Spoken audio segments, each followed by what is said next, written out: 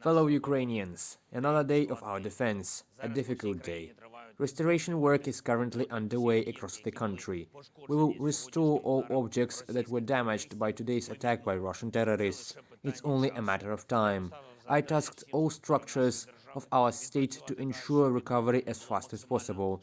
In some cities and regions where there were blackouts due to shelling, the electricity supply has already been restored. As of now, Kharkiv region, 50% of energy supply has been restored.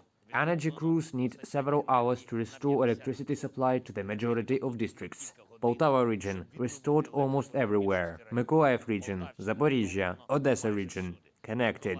Cherkasy, connected. Khmelnytsky, there is light in most parts of the city. In some cities and districts, efforts are still needed to give people electricity. Chernihiv region, Sumy region, Kyiv and Kyiv region, Lviv region, Ternopil region, Dnipropetrovsk region. We are working. Somewhere it takes hours, somewhere you have to wait a little longer, but the result will be everywhere. Unfortunately, 12 people died on October the 10th in this terrorist attack. More than 80 were wounded or injured. Everyone who applied for help gets it. The armed forces of Ukraine, intelligence, the security service of Ukraine, and all those involved in the defense of our state also performed their tasks. Of the 84 Russian missiles launched against Ukraine, 43 were shot down. Out of 24 Russian drones, 13 were shot down. And even after that, every 10 minutes I get a message about the downing of Iranian Shaheds. Only in the last hours. 16:28. Shahed was destroyed, Litki district. 17:26, Kremenchuk, Shahed was destroyed. 17:36, Cherkasy, Shahed was destroyed. 17:40, Dovhintseve, Kryvyi Rih, Shahed was destroyed. 16:50, Apostolove, Shahed was destroyed. And it's like that all day long. Now, as I speak, I continue to receive such messages. Therefore, please follow the safety rules and pay attention to the air alarm. The danger is still there, but we are fighting. I am grateful to our air forces and ground forces units that were involved today. The leaders of the terrorists say that they hit all the targets they planned. First, they lie, as usual. Secondly, they lie, as usual. Take a look at their real targets, apart from energy facilities. Look at just one example of our capital. The crossroads in Kyiv, where I stand. The crossroads of Volodymyrska Street and Shevchenko Boulevard. That's the target. 700 meters from here is the bell tower of St. Sophias Cathedral. Moscow did not yet exist when it was already standing. A little further there is Volodymyr's Hill, a place that became the source of Christianity and culture for Eastern Europe, in particular for the territory that much later came to be called Russia.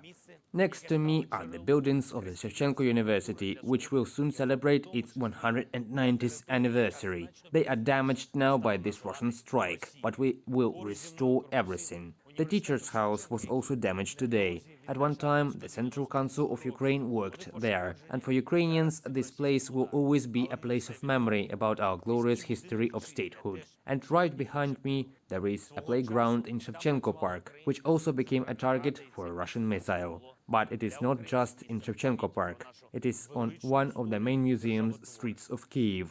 In particular, the Hanenko Art Museum was damaged by this attack by terrorists. And it's like this in all the cities of our state. Civil, cultural, educational facilities. Who can fight all this? Who can rejoice at strikes on such objects and such land?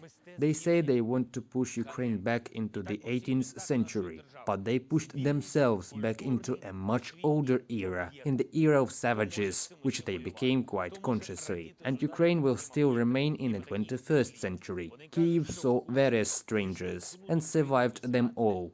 Kyiv will also survive this onslaught of terrorists who have no history, no tradition and no culture. They are temporary, and even if they live for 70 years, they still don't have enough time to understand anything. Ukraine cannot be intimidated. We united even more instead. Ukraine cannot be stopped. We are convinced even more that terrorists must be neutralized. The Russian army carried out these strikes during the morning rush hour on purpose. This is a typical terrorist tactic. They wanted to incite more fear and affect more people. They affected the whole world. On October 10th, I have already spoken with the Chancellor of Germany, the President of France, the Emir of Qatar, the President of Poland, the Prime Minister of the Netherlands, the Prime Minister of the United Kingdom, and the Secretary General of the United Nations. I had a meeting with the US Ambassador. Now I have conversations scheduled with the Prime Minister of Canada and the President of the United States. On October 11th with the Prime Minister of Italy.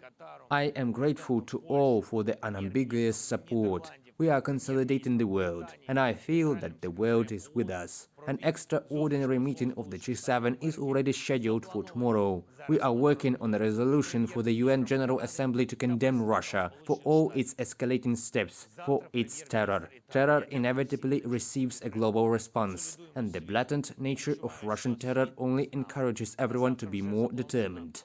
Regarding energy, we will do everything to restore normal production and supply of electricity. We need electricity to be supplied for all families, regardless of any manifestations of Russian terror. We need energy to be supplied to all our homes in all regions. Therefore, we need a reasonable consumption of electricity now. There are hours of peak load on the power system, from 5 p.m. to 10 p.m. I am asking you, please, at this time consume electricity in such a way as not to overload the power system. Please postpone washing, ironing, repairing and using other electrical appliances that consume a lot of energy before 5 p.m. or after 10 p.m. A strong request. The more Ukrainians consume electricity in this way, the more stable our energy system will be. We are doing everything to get modern air defense systems, and I am grateful to the partners who are already speeding up the delivery. We are doing everything to strengthen our armed forces. And now, the occupiers already cannot oppose us on the battlefield. That is why they resort to this terror.